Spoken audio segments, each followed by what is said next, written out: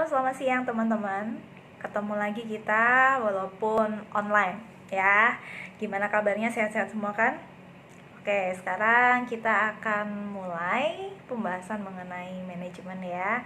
Kemarin kalian udah mulai kerjain tuh beberapa soal tentang manajemen.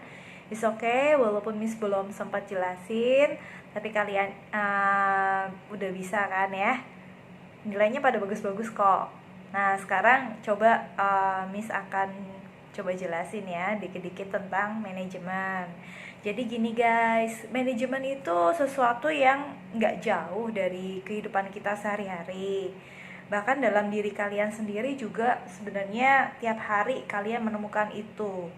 Bahkan kalian pun harus memanage diri kalian untuk bisa mengatur kegiatan kalian sedemikian rupa supaya nggak kacau gitu kan. Makanya orang itu butuh apa yang namanya manajemen. Nah, kita akan mulai dari asal kata manajemen itu sendiri. Jadi namanya etimologinya. Nah, manajemen itu berasal dari bahasa Itali, awalnya itu tahun 1561.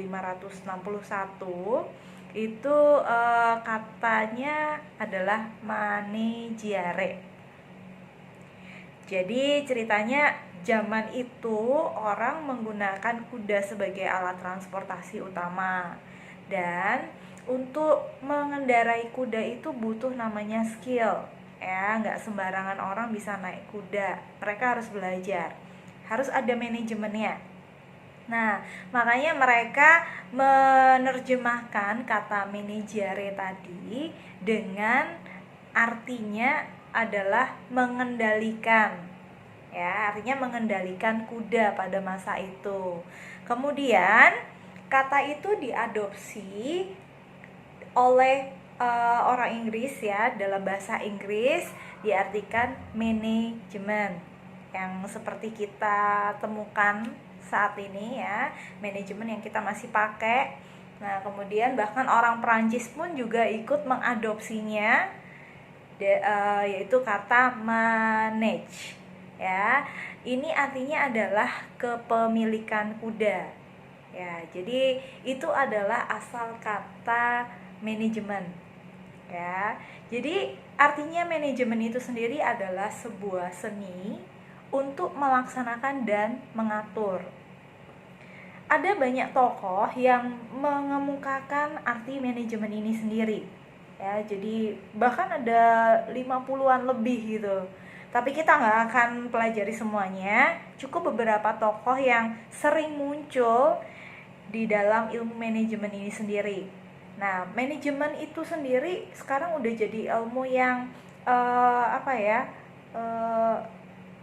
banyak diminati oleh mahasiswa di universitas-universitas terkemuka. Mungkin nanti kalian bisa belajar mulai memilih manajemen itu seperti apa gitu ya. Siapa tahu kalian berminat untuk kuliah manajemen. Oke. Nah, sekarang kita akan lihat definisi dari beberapa tokoh ya. Nah, yang paling sering terkenal itu adalah dari J.R. Terry ya, George R. Terry, menyatakan bahwa manajemen itu sendiri adalah suatu proses unik dan khas yang terdiri atas suatu tindakan-tindakan perencanaan, pengorganisasian, penggerakan, dan pengendalian. Nah, semua kegiatan perencanaan, pengorganisasian, dan penggerakan serta pengendalian ini dilakukan untuk menentukan arah serta untuk mencapai tujuan yang telah ditentukan yang melalui pemanfaatan SDM serta sumber daya lain. Nah, jadi ini sering kita kenal dengan pendekatan POAC, Planning, Organizing, Actuating, dan Controlling.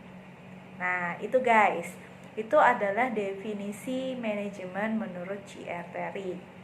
Nah, mungkin nanti kalau kalian ambil kuliah manajemen, nanti kalian akan belajar lebih dalam tentang manajemen.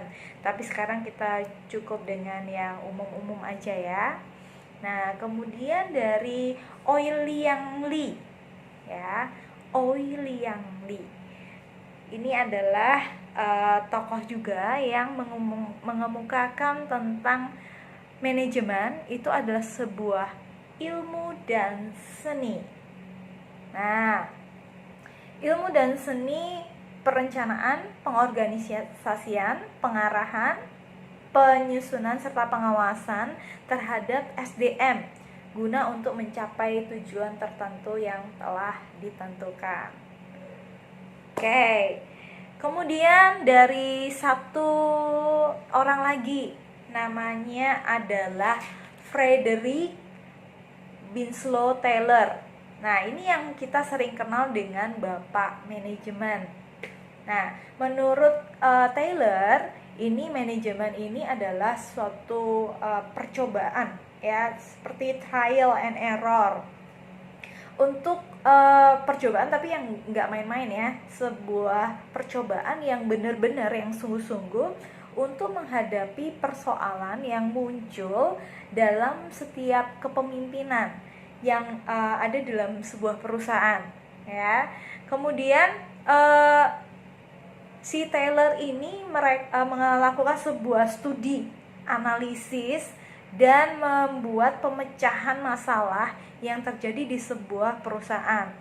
Ya, ini ada kaitannya dengan produktivitas. Jadi, menurut Taylor, semakin cepat dan semakin banyak pekerjaan yang dilakukan oleh karyawan atau tenaga kerja itu akan semakin produktif. Nah, tetapi hal ini menimbulkan masalah yang baru karena banyak serikat pekerja yang tidak setuju pada saat itu. Nah, akhirnya si Taylor ini dikaji lagi teorinya oleh Stoner, ya, James Stoner. Nah, jadi menurut Taylor ini manajemen itu adalah masalah waktu, ya, bahwa waktu itu sangat berharga. Orang bilang bahwa waktu itu adalah uang. Nah, itu yang ditekankan oleh Taylor pada saat itu. Namun dikaji lagi bahwa itu tidak 100% benar. Dan akhirnya muncul beberapa tokoh lagi yang memberikan pendapatnya tentang manajemen, ya. Ya, mungkin mereka saling melengkapi dan saling mungkin mengkritik. Nah, di sini ada James A.F. Stoner yang tadi Miss bilang, menyatakan bahwa manajemen adalah suatu proses perencanaan, pengorganisasian, leadership, serta dalam pengendalian supaya dari anggota organisasi tersebut ada penggunaan sumber daya yang tersedia. Nah, untuk mencapai tujuan yang ditetapkan sebelumnya. Apa bedanya sama yang J.R. Terry tadi? Nah, di dalam pendapatnya James Stoner ini ada satu kata namanya leadership. So, di dalam manajemen itu ada kaitannya dengan leadership, guys, ya.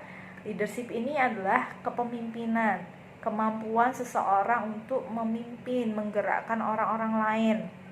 Nah, kalau menurut Maxwell, ya, mungkin ada yang suka baca bukunya, ya, itu kepemimpinan itu sendiri adalah sebuah pengaruh, ya.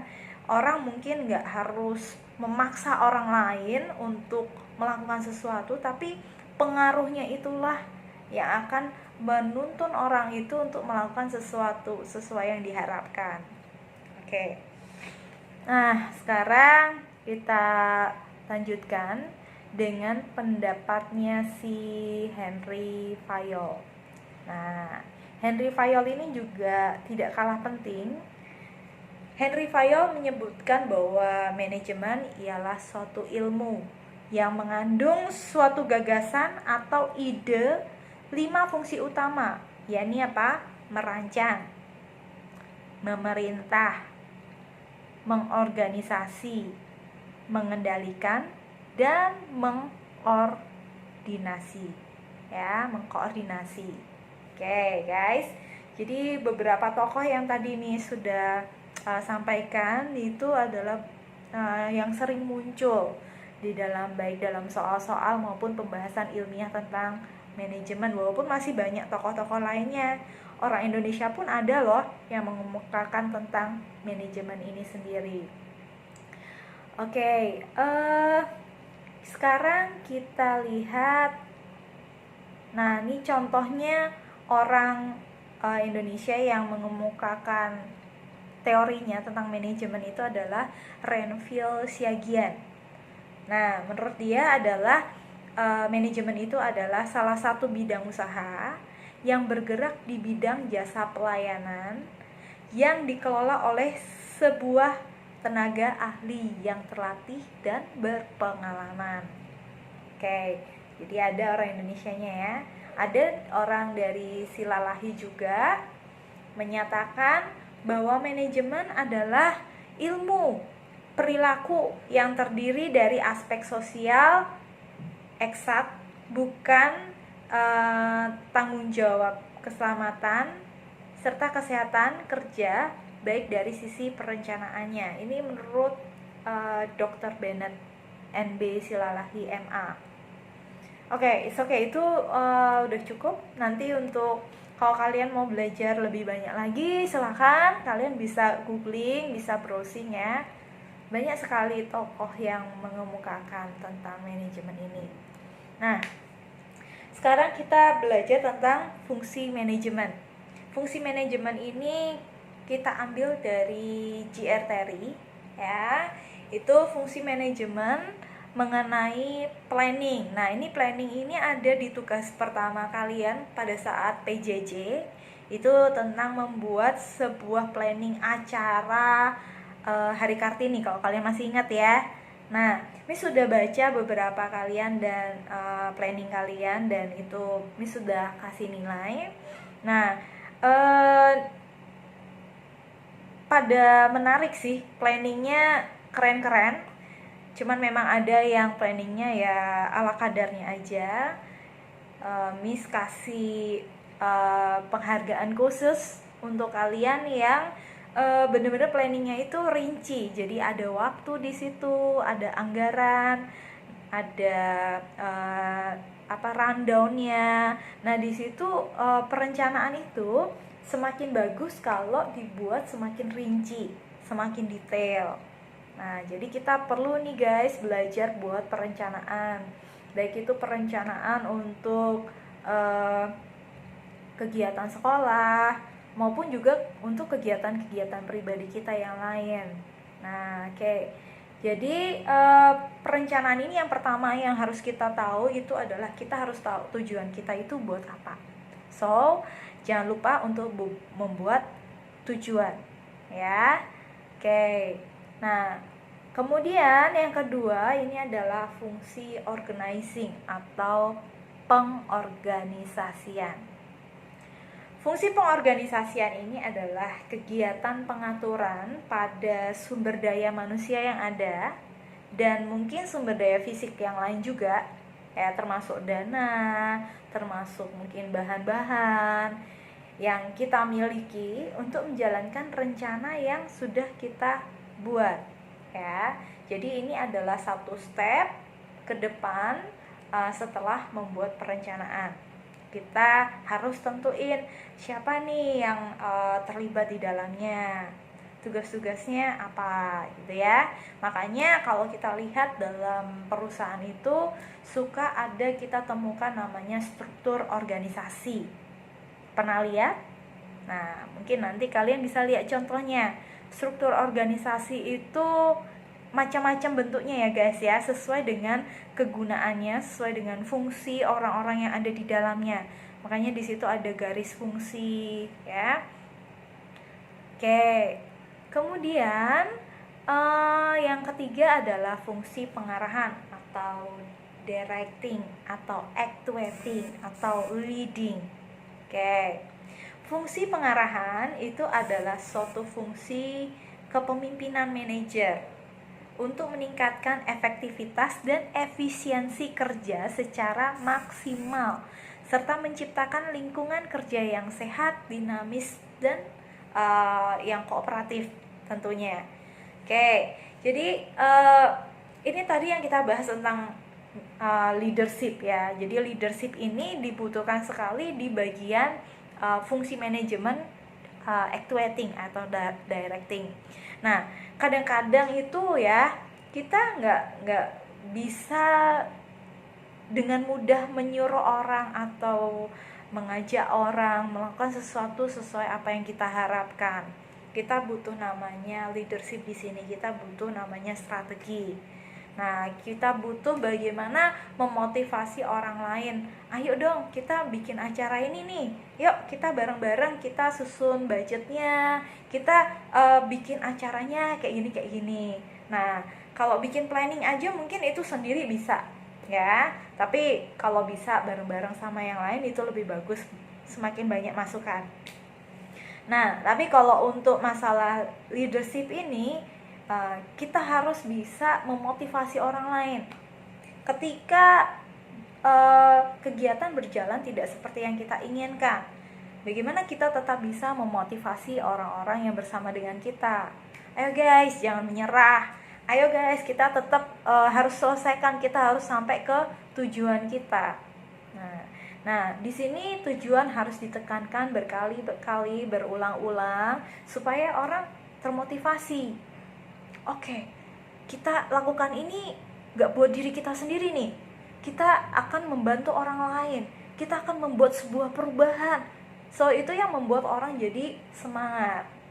Oke guys? Nah, oke, kemudian kita masuk ke fungsi yang terakhir, yaitu fungsi pengendalian atau controlling.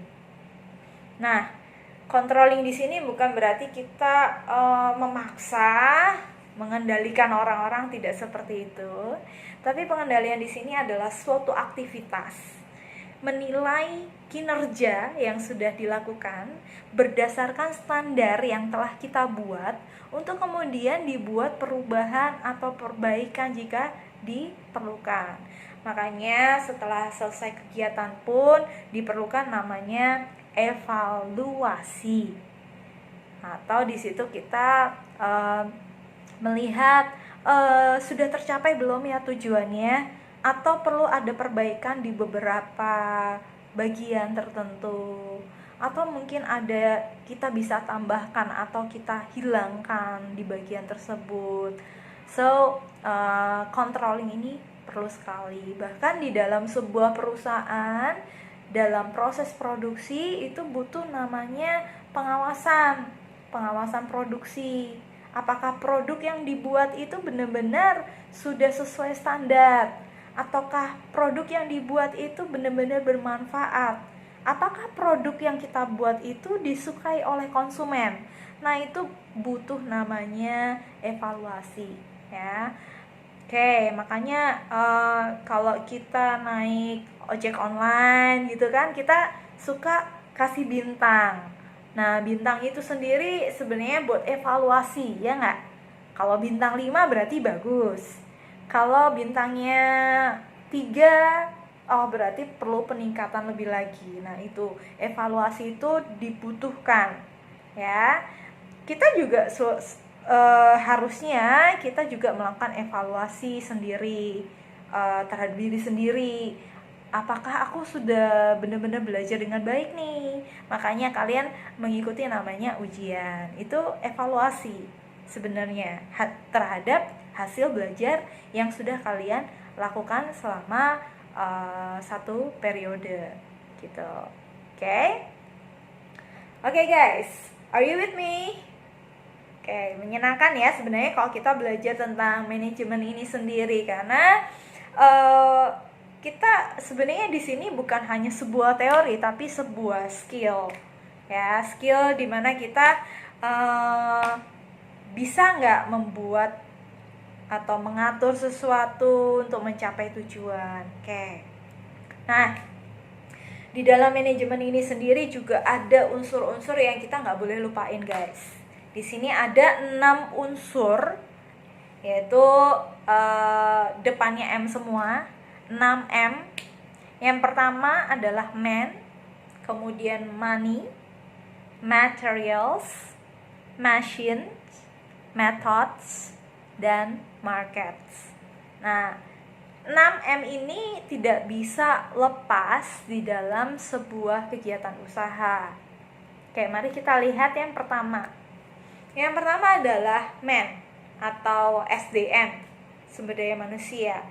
Ini tidak ada usaha apapun yang tidak pakai man SDM. Walaupun itu dijalankan pakai robot, tetap di dalamnya atau sebelumnya itu dirancang oleh namanya man SDM dan perlu diawasi oleh SDM ya.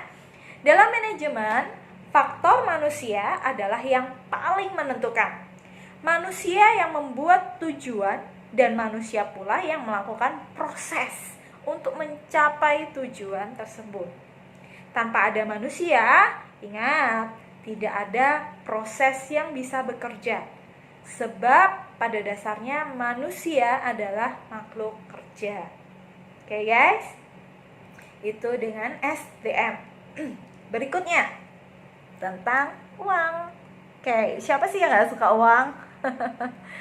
Oke, tapi yang kita bicarakan di sini uang adalah sebagai alat ya guys, bukan sesuatu yang justru kita kejar, tapi uang itu sebenarnya adalah alat. Uang merupakan salah satu unsur yang tidak bisa diabaikan. Uang merupakan alat tukar dan alat pengukur nilai. Kalau kalian ingat lagi fungsi uang, fungsi asli uang, masih ingat? Ada fungsi asli, ada fungsi turunan ya. Fungsi asli uang itu adalah sebagai alat tukar dan satuan hitung. Nah, besar kecil hasil kegiatan dapat diukur dari jumlah uang yang beredar dalam perusahaan. Oleh karena itu, uang merupakan alat atau tools yang penting untuk mencapai tujuan, karena segala sesuatu harus diperhitungkan secara rasional. Hal ini akan berhubungan dengan beberapa uang yang harus disediakan untuk membiayai tenaga kerja, alat-alat yang dibutuhkan, apa yang harus dibeli, dan apa yang harus dibayar ya untuk mencapai tujuan tersebut. Kayak kemarin kalian yang membuat perincian dana tentang membuat kegiatan Hari Kartini. Nah, itu dana-dana itu adalah unsur money ya. Jadi kita butuh uang. Dan berikutnya adalah materials atau bahan. Oke. Apalagi ini kalau misalnya kita merencanakan memproduksi sesuatu, kita butuh namanya bahan. Bahan itu terdiri dari bahan setengah jadi atau raw material dan bahan jadi. Dalam dunia usaha, untuk mencapai hasil yang lebih baik, selain manusia dan ahli yang ada di bidangnya juga harus menggunakan bahan-bahan yang bagus ya.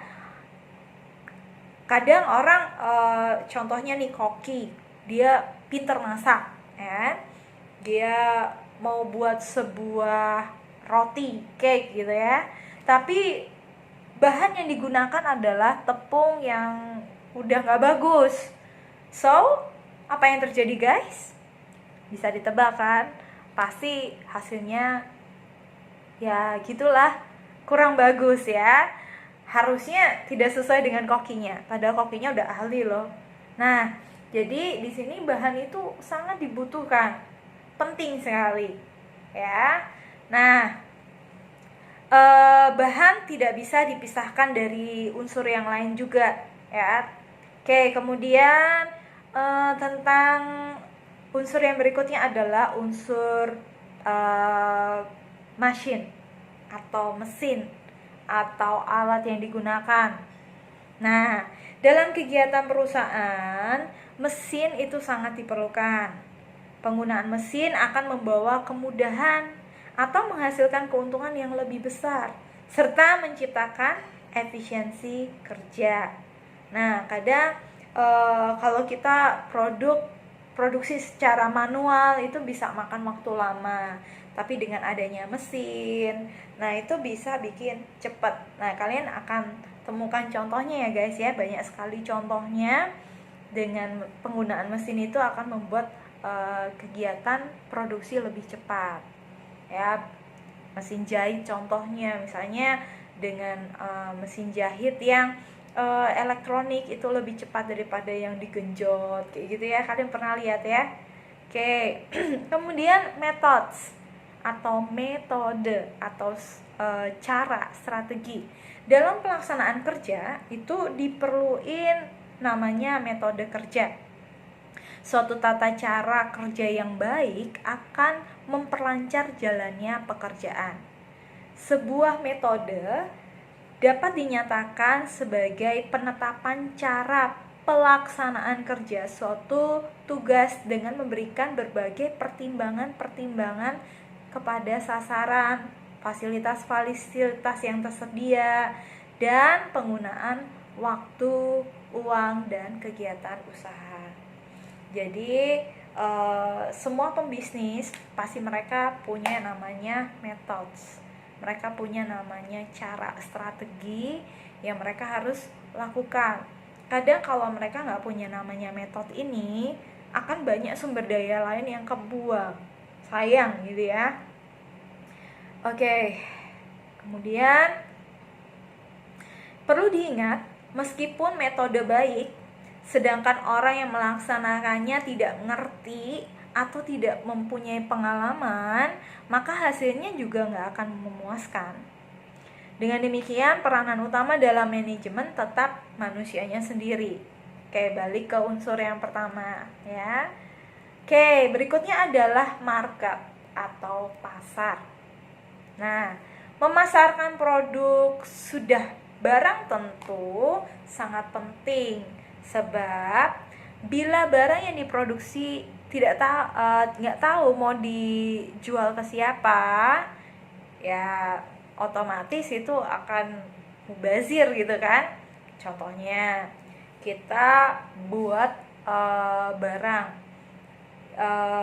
apa ya, misalnya contohnya baju yang baju hangat ya, tetapi dijualnya di daerah yang tropis yang cuacanya sangat panas. Nah, itu juga tidak akan menguntungkan. Oke, karena pasarannya tidak seperti yang dibutuhkan di daerah tersebut. Atau sebaliknya, kita jual jas hujan di tempat-tempat yang iklim dingin atau yang jarang hujan di situ. Nah, gitu guys. Jadi kita perlu lihat kondisinya ya. Oke.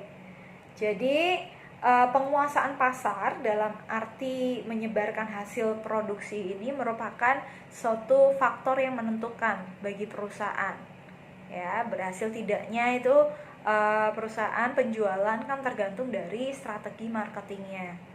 Nah, agar pasar dikuasai, maka orang sering melakukan namanya survei. Survei untuk melihat sejauh mana kebutuhan pasar akan produk kita gitu ya. Nah, survei itu penting. Di dalam pasar itu ada yang disebut marketing mix atau bauran pemasaran. Bauran pemasaran itu ada produk. Pertama, kita harus kenali produk kita, kelebihan dan kelemahannya. Kemudian yang kedua itu adalah promotion. Promotion itu adalah bagaimana cara kita memasarkan. Makanya kalau orang mau masarin produknya, mereka rela untuk bayar iklan yang sangat mahal ya, karena itu tujuannya supaya bisa istilahnya mengundang masyarakat untuk membeli produknya. Nah, oke. Kemudian yang berikutnya adalah place, itu tempat. Itu tadi yang Miss bilang ya, bahwa kita harus lihat tempatnya dulu. Kita itu mau jual di mana, kita mau jual untuk siapa gitu. Place, tempat itu perlu. Kalaupun misalnya kita jualnya ke tempat yang jauh, kita harus memikirkan bagaimana cara pendistribusiannya. Oke, bagaimana cara kita mengantarkan produk ini sampai kepada konsumen. Oke. Kemudian yang terakhir itu adalah price. Price atau penentuan harga. Oke, sekarang misalnya Miss punya satu produk. Contohnya produknya sebuah notebook, ya. Oke, ini produk ini sangat berguna. Sekarang kita mau jual berapa? Oke. Kalau misalnya kita jualnya ke pelajar atau kita jualnya di sekolah, itu harusnya harganya lebih murah daripada kita jualnya di mall-mall, ya kan? Oke, jadi kita harus menyesuaikan harga juga, ya.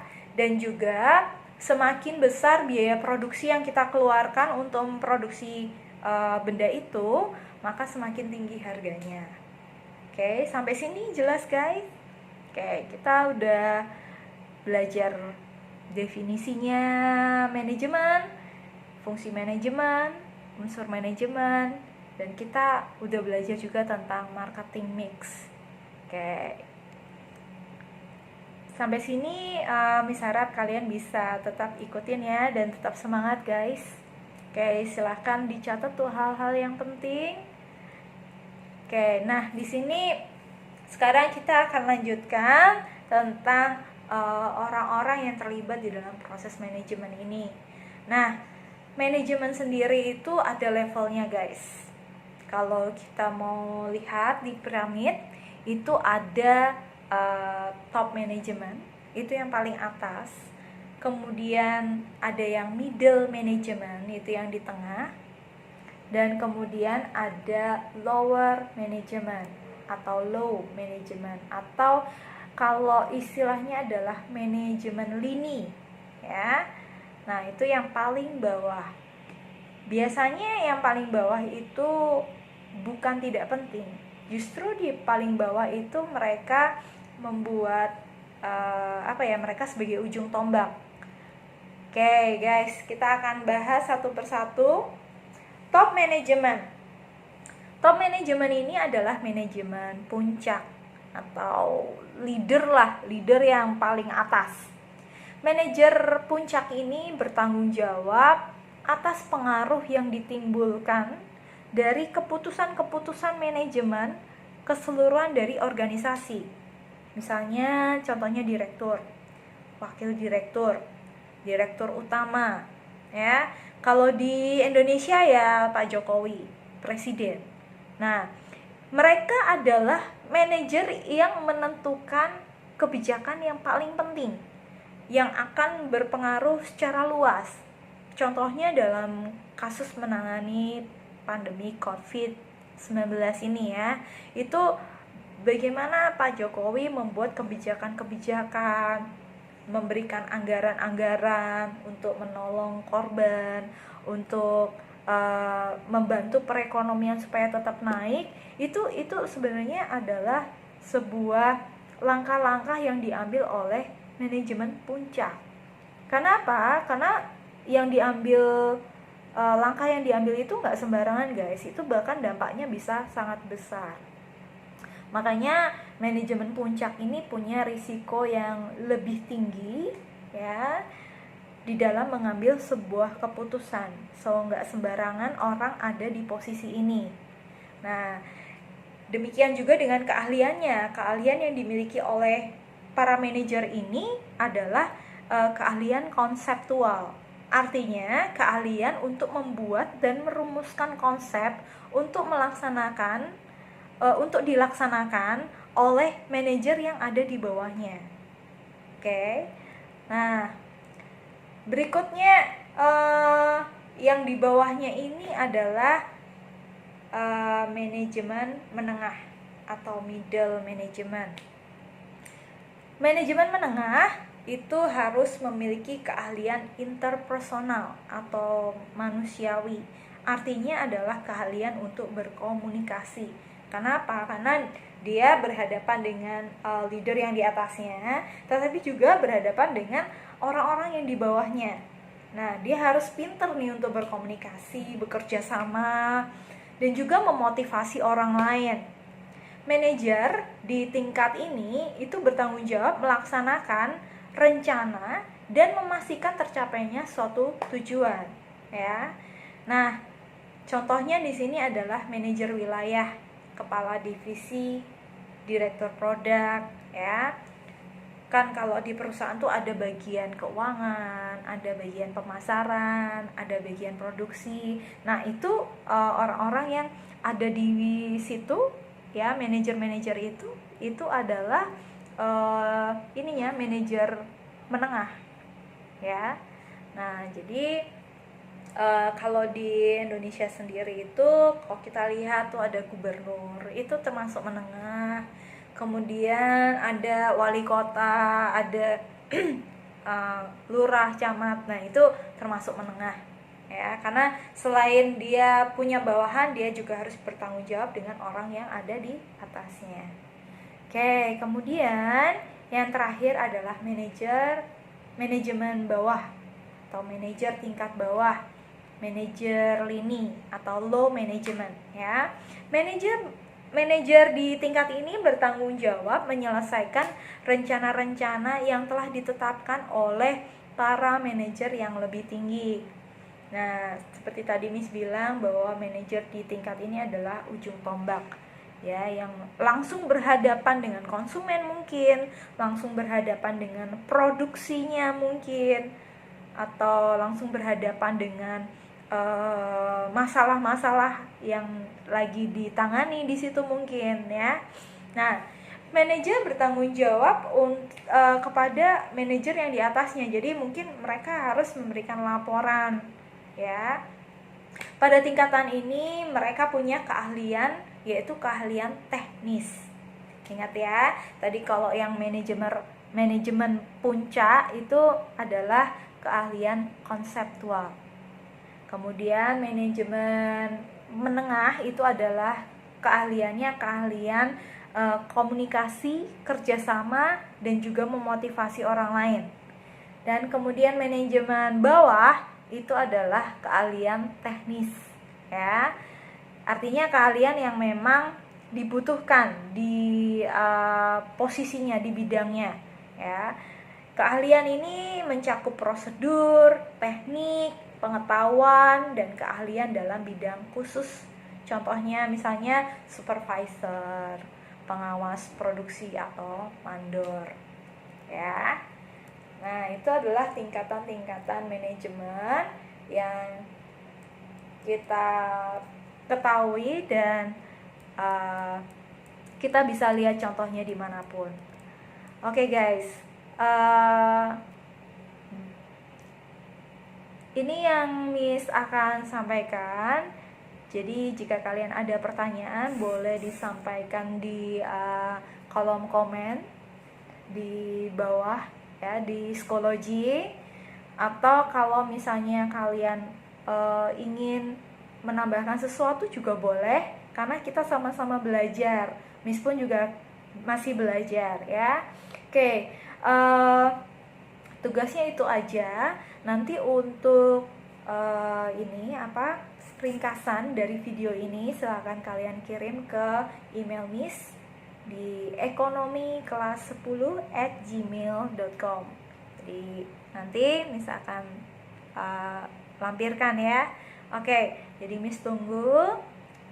Tetap semangat belajar, guys, dan jaga kesehatan, ya. Di rumah aja, jangan kemana-mana. Oke, God bless you. Bye.